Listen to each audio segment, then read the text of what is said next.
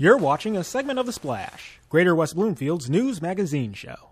Over the course of 2018, we have had the honor of being joined by people from all across the community about a variety of special programs, events, projects, and talents.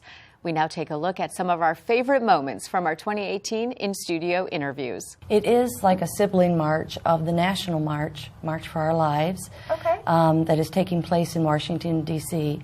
And there are tons of marches happening all over the country. So we're going to have a mini march in comparison to the D.C. march right in Keego Harbor. Keego Harbor is a great place to have a march because it has sidewalks all within it. So we won't be shutting down any streets. Awesome. We'll be marching on the sidewalk. There are a lot of signs that we can see in all of our friends that we need to pay extra special attention to. It could be a regular like social patterns, or if they're especially just feeling down, you definitely need to tell an adult or have a one-on-one conversation with them, make sure they're okay, check in, make sure they're feeling good. Do you think that there's still such a strong stigma, though, about seeking help, especially as teenagers? Mm-hmm. Definitely. There's a strong movement to just put up a strong front, keep battling through it, but it's definitely okay to reach out and get support and get help, because the most important thing is your health and your own safety. It's insane to come home and actually have people like recognize you and be like, you know, congratulations and stuff, and it's so cool. You know, everyone around here has been so supportive of me, from like all my teachers back in grade school to like my parents, like especially my parents. Like, they've done so much for me in my life that it's just so cool to come home and, you know, have all this hype around me and like all these people that want to come out and like, you know, say hi. I got like all my friends, little nephews and cousins, you know. Whenever I go hang out with them, like, oh, hold on, like, let me FaceTime my cousin real quick. They won't believe I'm with you right now, and like all these cool things. So it's just like, it really blows me away and makes me so happy that, like, you know, that I've actually like motivated and kind of influenced kids to get into snowboarding, and like, Absolutely. But it's like also weird to me because I'm so young, and it's just like it all happens so like, fast. I have so much like, life ahead of me still, and many more accomplishments to come, for sure. It's crazy. So like, yeah, I mean, I'm going to shoot for the next one in 4 years in Beijing. So that's my next goal, and I'm going to keep snowboarding as much as I can, and just kind of keep doing what I do. So what is Make-A-Wish in a nutshell, just in case those watching aren't sure what we're writing for? The Make-A-Wish Foundation is a foundation that provides wishes to children and their families for children that have critical illnesses. And so we raise money by getting people to sponsor our rides.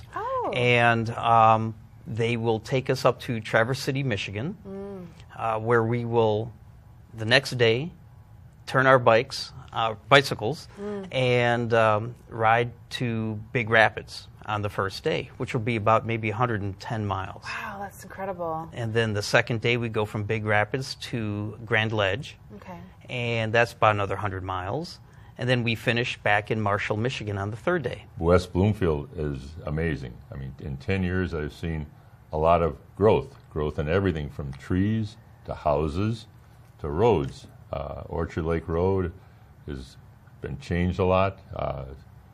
Improved, it's wider, boulevard and so forth, and a lot of development along Orchard Lake Road, plus the housing and the trees, and it's still a beautiful community. Such a great place to grow up. I remember all the lakes and the green, and it seems a lot of that is still preserved, and there is a lot of growth, as he mentioned, but it just seems very healthy and vivacious still, and so what I remember most about it is just, you know, having the greenery and being able to, you know, just have the nature as well as the commercial, which is kind of all upped even more now. And as you look back on your time, and I see that you really try to keep the schools modern, what really sticks out to you? Well, I guess the things that have had the biggest impact on my life was I've had the opportunity to work alongside three really great superintendents, Doctors Gary Faber and Joanne Andres and Dr. Gerald Hill, who's there now. And prior to that, the district was led by Dr. Seymour Gretschko. At that time, I was with the Community Education Department. But his legend still resonates in our district because what he always said was, his message was, whatever is in the best interest of the child. And that sort of permeated everybody else's thoughts and understanding throughout the district after that. I've seen the district grow in terms of what it has to offer, And in the past, our district, for instance, was not really known for its athletics. And our current athletic director, Eric Pierce, and the coaches that he's got, the phenomenal coaching talent, have really helped us gain national recognition. So those are the things that have changed. Our high school's on fire thanks to its leadership under Pat Watson. There isn't one area that's overlooked by the administration there. Our students are educated and they're cared about. For more interesting interviews, you can visit civiccentertv.com/on-demand and select the Splash exclusive interviews. Thanks for watching a segment of The Splash. To catch the entire show or other segments, watch us on Comcast Channel 15 or AT&T Channel 99.